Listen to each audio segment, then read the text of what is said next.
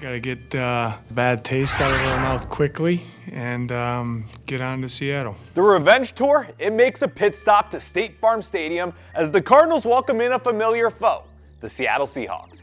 I'm Zach Gershman, and this is The Pulse, your all-access look into the Arizona Cardinals. Just think the good teams, the great teams, find a way to win those one-score games. Like, that's what the league comes down to. The Cardinals traveled to the Twin Cities and unfortunately fell 1 point short to the Minnesota Vikings 23-22. It's the Cardinals' second loss in a row, and while every loss stings, this one really hurt. The offense had no problems driving down the field's 406 total yards, but they struggled to get into the end zone, making it a busy day for kicker Chad Ryland. Defensively, it was the Cardinals' first loss when entering the fourth quarter with a lead, up 19-6 at a point. It's a learning experience for all of us, and it lit fire under all of us. I feel like I know guys gonna bounce back from this one, and we just gonna see what we can do. Before the team headed on their flight to Minnesota, the organization made a big-time move, signing James Conner to a 2-year contract extension, keeping him in that Cardinal red uniform through 2026. James Conner is having the best season of his career.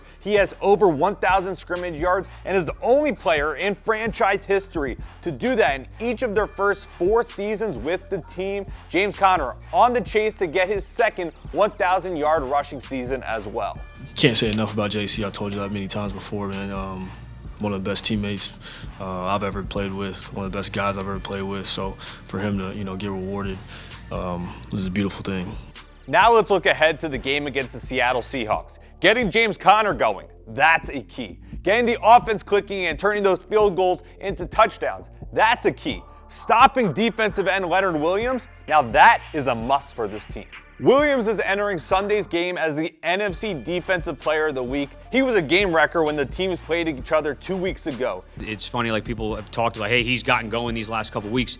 He might not always be on the stat sheet, but he's been wrecking games since he walked into the NFL. Tight end Trey McBride has been putting up record-breaking numbers all season long. Most recently, the first tight end in NFL history to have back-to-back games with 12 receptions. Now that's impressive, but his off-the-field contributions might be even more impressive. Recently named the Cardinals team nominee for the Walter Payton Man of the Year award, which is the most prestigious award an individual could receive in the league. Whether it's hosted girls' flag football clinics, participated in the Feed the Hungry event to pass out Thanksgiving dinners, even this week, Trey was one of 10 Cardinals to have a holiday shopping spree with 30 underprivileged kids. McBride continues to make an impact on and off the field. I've won a lot of awards. I've been, a great football player, but this is bigger than it all. This one's the one that means the most to so many people, and the impact that I can have to change, lives. This one has a playoff feel to it.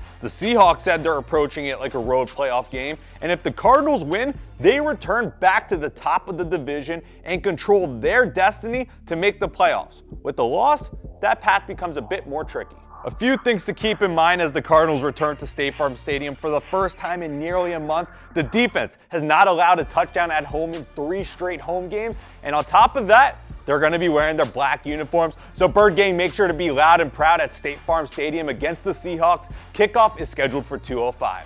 That's all the time we have this week. We'll see you next week for another edition of The Pulse.